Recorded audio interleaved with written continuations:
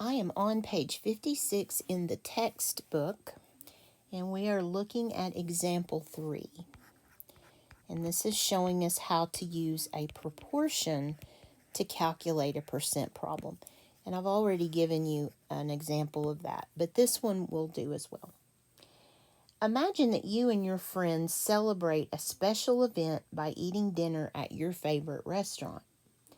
The amount of the bill before tax is $54. You want to leave your server a 15% tip. How much should you leave? So again, if we set up the proportion, this is where we memorize that red box. Remember, we have percent over 100, so we want to leave 15%. This is 15%. And the bill, the whole amount that we're tipping on, was $54. And you can put the zeros in or you don't have to. It doesn't matter. So here we go. We're ready to solve it. So we'll do 15 times 54. And that is 810. But we have to divide by the 100. And that will be $8.10. So that will be the part that we leave as a tip. And that's all there is to it. To me, that's the easiest way to do percents because I never have to remember a different rule. I remember percent over 100, part over whole, and I know how to solve a proportion. It works every time. But if you prefer a different method, if your teacher has shown you a different method, that is fine as well. Whatever you want to use is fine. Okay, over in the margin, we have the core practice problem. And so let's take a look at that one. Some of these are pretty good. So let me just read it. I haven't read it to know. This is called Using Tools Strategically. In mathematics, there are a number of tools you can use to solve a problem. There are physical tools, such as protractors or calculators, and there are mental tools. Benchmarks are useful mental tools when working with percents.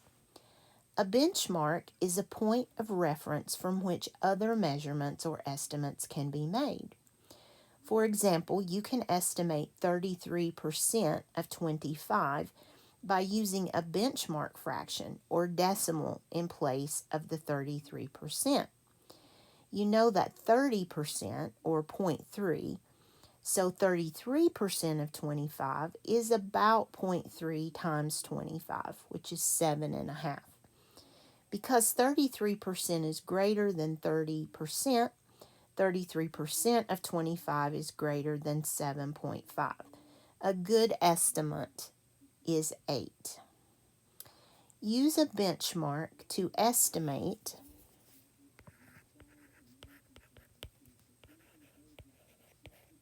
to my mind, that means round, 48% of 170.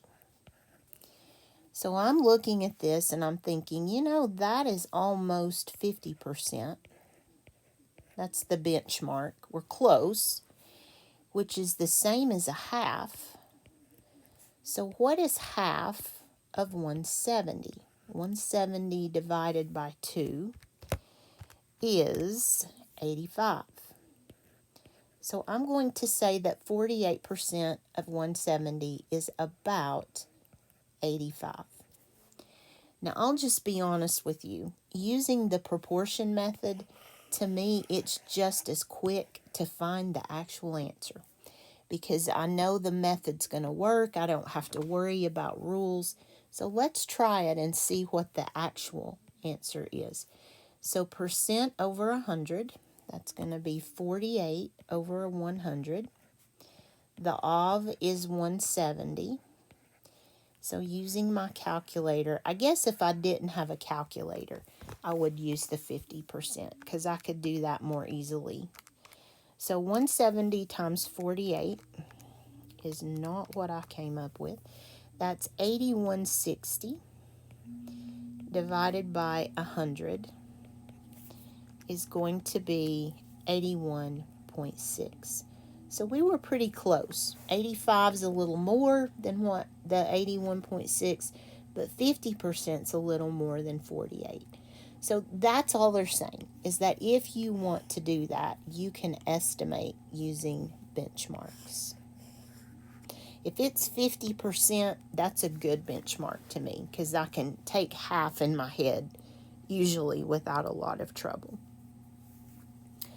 Okay, at the bottom we have Think About Math, and I think I'm going to move on over to this page. And I'm going to try to get all of these into one video. So I'm going to try very hard to do one page per video, because that is so much easier when I go to upload. Find the percent of each number. Okay, the first one is 18% of 50. So I'm going to just draw this thing and copy it, and you guys won't have to sit and watch me do that over and over. Actually, let's go ahead and put the 100 in, because we know that's built into the problem. So you could make lots and lots of copies of these to use. Okay, so the 18 is the percent, the of is the whole, that's 50. So I'm going to multiply 18 times 50, and that is 900. And 900 divided by 100, cancel those zeros, and so the answer here is 9. Number 2, we have 63%, so that's the percent of 1,000. Now this one, we don't even have to work it out, because I know it's going to be 63 plus a 0. Let me go ahead and work it out. I'm assuming too much here. So we're going to say 63 times 1,000. That's 63 with 3 zeros divided by 100. So we're left with 630 as our part. Part over whole. Number 3, we have 90% of 150. Almost the whole thing. So 90% of 150. So we'll do 150 times 90 to get 13,500. Divide that by 100, so you can cancel zeros. 1 into 135 is 135. All right, and then number 4, I'll just keep going down the page. We have 45% of 500, so almost half of 500. I would expect something a little less than 250 on this one. So 45% of 500. 45 times 500 is 225 and 2 zeros. And when I divide by 100, those 2 zeros will cancel away, and I'm left with 225. Number 5. We have 32%, so almost a third of 250.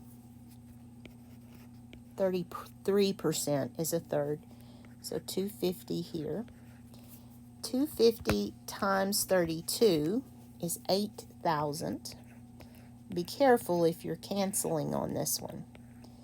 You can cancel 1 set, 2 sets, and you're left with 80, not 8.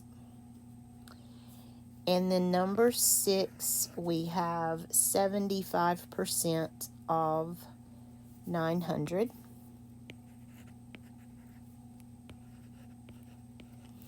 So 75 times 900 is 675 with 2 zeros. Here comes the 100. There go the zeros.